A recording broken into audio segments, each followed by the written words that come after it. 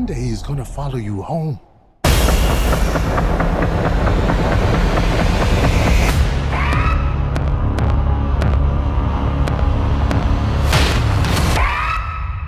All right. Welcome back.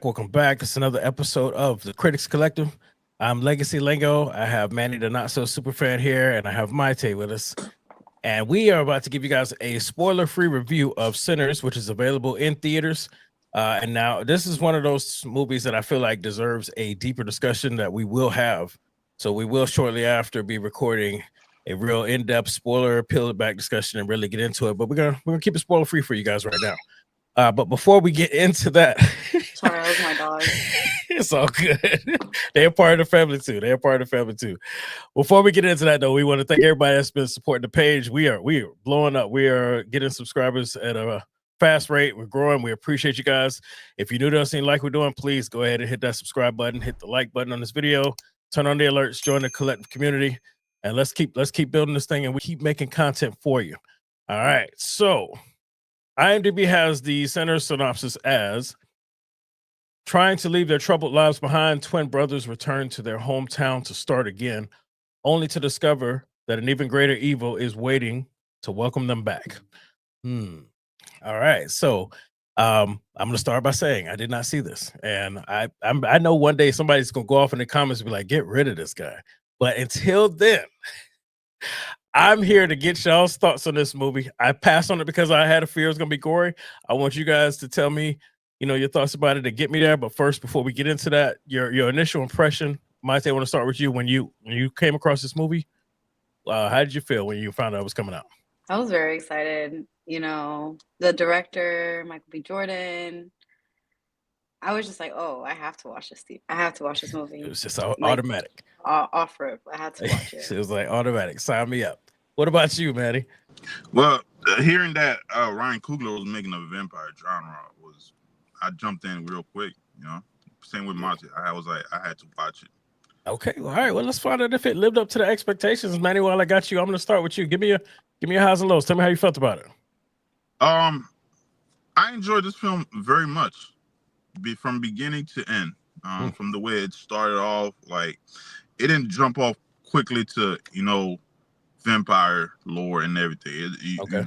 I was so happy it was 2 hours because it was the movie flowed well. You got introduced to all the characters, their background, then it led to the whole vampire part. But at the beginning you get a synopsis of like a history background as far as like the lore when it comes to evil spirits and stuff.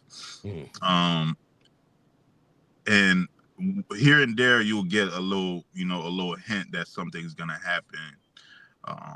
But later on, when the vampire stuff start happening, and there's like a music sequence where it's like they kind of old, new, and future. So that was pretty good. That music sequence, I'm pretty sure a lot of people won't be talking about that music sequence, which was probably one of the best part of the film. And how they did the vampires, they're walking around with their eyes in the dark. Oh, I enjoyed that. It creeped me out. So, but I really enjoyed the film. One thing I would say, man, if you watch this film, do not leave. Got something in the credits? Yeah.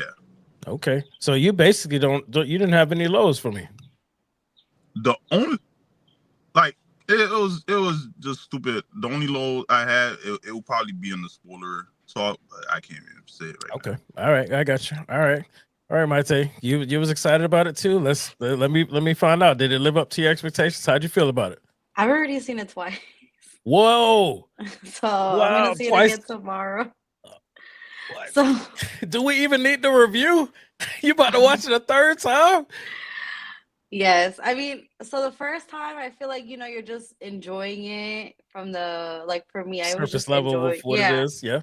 And then, you're just taking it all in. And then the second time, you're just kind of like, what's coming. So you're more analyzing all the little things, the little details.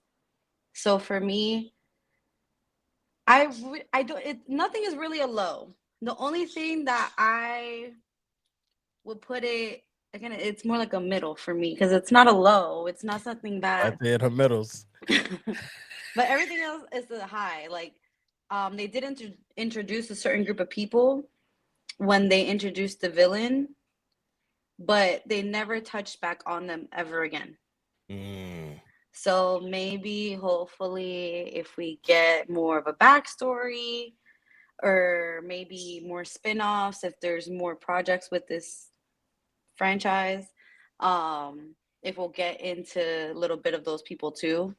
That would be the only low, but everything was a high. The music sequence, I agree, is like that. And there was another, well, there's multiple music sequences, so it's not just one, but the main one, the way it's narrated to, like, everything, just how the twins, the differences in their little mannerisms, their love interest, like everything, every single detail was so well thoughtfully like executed. It was like beautifully executed, in my opinion.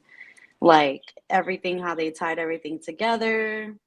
And even like the villain himself is he's not like completely menacing, but he's also like I feel like the second time seeing the villain the second time was more darker than the first time, because you see a lot of other little things and you're like, okay, this is like certain things that he says. It's a very spiritual movie too, so I really like that too.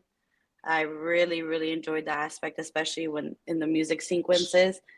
I feel like with the music sequences, a lot of people don't really talk about the other one where it's the villainized sequence, because it really took me back to, you know how vampires, their lore comes back from centuries ago, like they've been through all eras of time. Right. So I feel like that other sequence, the second one, really showed the time period that the villain has probably been through, maybe, in my opinion.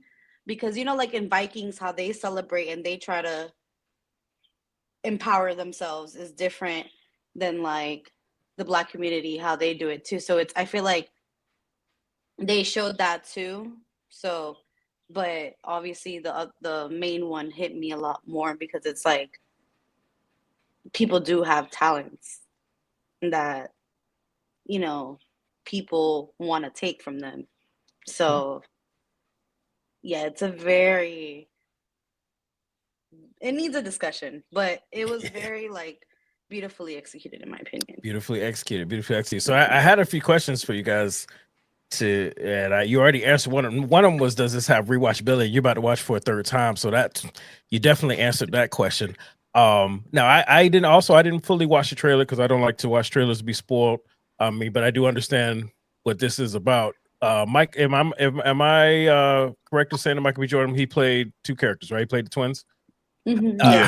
How did you guys feel about that? Was it well executed? Did you feel like you actually got two different people, or did you keep seeing as Michael B. Jordan, you know, twice, or did he give you enough where you felt like you were looking at two different characters? Mayte, I'm gonna start with you. It was like two different characters, like to the T. Like, you know how like in Parent Trap, everybody thinks Lindsay Lohan had a twin. Like, how the hell did they do that? To me, it was like that. Like, for me, I'm like, does he have like a brother that we don't know about? Like, it was, yes, they're still twins. So at the end of the day, they're still going to be some very similar. Right. But they do have little other tendencies in their personalities. Like, one is more of the protector role, and then the other one more of the, I wouldn't say laid back, but more of a strategist. I guess so. One is more a little bit, you know, they have their own, they have their skill sets, but they're still the same. So yes, it was, for me, it was done well. Like, it was done very even well. with the fight scenes too, like certain scenes, it's like, okay. Because I know I'm sure they crossed paths on scenes multiple times and connected and everything. It was done. To me. Nothing stood out where you were like, oh, look at that cheap CG or whatever. Nothing to that effect. To me personally, and seeing it twice, nothing stood out to me. And I was like, ugh, like everything. I was just like, for me, I was just more amazed. Like, wow, like how, like they really did this good. How about you, Manny? What do you think about Michael B. Jordan playing both roles? I know they called the other one Michael C. Jordan or something, but he did pretty good as far as playing two characters. Like Mayte said, you have two different characters. One is a serious one, and the other one, like you can see that he's more eccentric type of character. But you definitely, even at the beginning, you definitely see the difference with the two smoking stacks. But it again, if I talk about it, it's one of my as far as the movie. All right, I'll say I got a couple questions. I'll save them for the spoilers. I'll save my questions for the spoilers. The only other thing I agree that Mayte brought up, I totally forgot about was, and I was gonna watch the movie again, was that one the characters they introduced that they just kind of like left it be. They even kind of hinted those characters at the beginning of the film when they're giving you like a lore of the history of like evil spirits and stuff. So I wish that. Okay, it's like you know what? Deeper, and again, it's spoiler. Yeah, and I was about to ask another question, but I realized let me stop. I'll wait till we get into that spoiler discussion that we get into. Because you guys are pinging questions over. I'm like, oh, I got questions, but I'm gonna. Yeah. I get it. We're just gonna. Let's go ahead and rate this for those that haven't seen it, so they can decide if they want to go see it or come back and let us know what their vote is compared to ours. So in true Critics Collective fashion, we give accolades, and we have them going from 0 to 5. And we've actually had a couple zeros in 2025. 5 being excellent, 4 being good, 3 accolades being average, 2 accolades below average, 1 accolade poor quality, and 0 horrible, absolute trash. All right, Manny, the Not So Superfan. I'm gonna start with you, sir. How many accolades you giving this one? Definitely a 5. Ooh, 5. Even though I have like these small things that I wanted more or I didn't feel quite happy about, the movie overall, I enjoyed it. It was I laughed at one scene. I know when when that dude got scared and he was like, "Do you guys smell something?" Everybody was. Yeah. So no. Yeah, okay. There, the sad part. The movie had everything. But the only thing is, I wish I had more. That's it.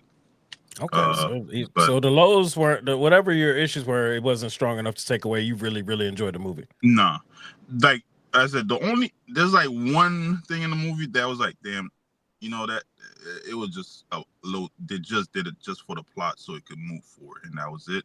And other than that, I enjoyed every bit of the film. Okay, Mayte, what are you giving it? How many accolades? If I can give it something above a 5, I would give it above a 5. You want to go rogue and just rebel like Iris and give it a 5.5? Like we actually could give somebody half of a statue of a trophy. But anyway, we can give them two trophies. Okay, I'll take a whole trophy if you want to go higher. But that half stuff really annoys me. Like I wouldn't take half an Oscar. But anyway, I'll give them a whole 6. But so you definitely give it a 5. Yes, a 5. Okay, do you know that tracks because Rotten Tomato had it at 97%, IMDb had it at 8.1 out of 10, and I was wondering, I'm like, is this legit? Because I know sometimes, when they're scared to piss off a community, they lean a certain way. All of a sudden, somebody that's been overlooked gets an Oscar. You know what I'm saying? Stuff like that, and then all of a sudden, certain movies get higher ratings just because they don't want to piss anybody off. But if you guys are watching this makes these ratings legit and you're feeling this way, then I'm actually really excited to see it. All right. Okay, so we're going to go ahead and close this thing off. What's like, what happened? He was sitting still for a minute. I was trying to play it off hoping he would come back. Honestly? Yeah, it was frozen for a second, which is why I just started talking randomly, hoping he would come back because I was about to close it out sooner. So hopefully people don't notice either. They will notice now. Let's see they're gonna replay like, let's try to. If anybody did rewind and check it, I'm like, what happened? Yeah. It was frozen for a minute, and I was like, okay, let me keep rambling, hoping he popped back up, and then all of a sudden the camera just dropped out. So I'm sorry. That was funny. That was great, but at least I can close out the show properly with you still here. So yeah. But like I was saying, you guys rating tracks because Rotten Tomato gave it 97%, IMDb gave it 8.1 out of 10. So it's rating high everywhere, and that's good. So I'm looking forward to seeing it. Looking I forward think to it just knocked Minecraft out of the box office too. Honestly, this is gonna be like, honestly, Ryan Coogler doesn't really like miss. Like when the first Black Panther came out, I saw it when it was in theaters. I saw it like 3-4 times. Like he that's a just is discussion that for another guy. show. Alrighty. Sorry, but it's gonna be. I'm just I Sorry. mean that the Black Panther is as great as everybody makes it, but hey, whatever. Anyway, so Anyway, let's move on. That's a whole nother. That should be a topic on the unpopular opinion shows that we're gonna be starting one day soon. But yes, he does have a very good track record, and that was another thing. I was just wondering if they were trying to keep the trend because they didn't want to piss anybody off, and if they were just like, we're just not going to even go there because it might be hate or canceled. But you guys are legitimizing these ratings, so that's good. So I'm looking forward to watching. this is a beautiful movie. Beautiful. Oh my goodness. All right. Well, if you guys get a chance to watch this, you get back in the comments. You let us know what you would rate it, how many accolades you would give it. You agree, disagree? We want that discussion.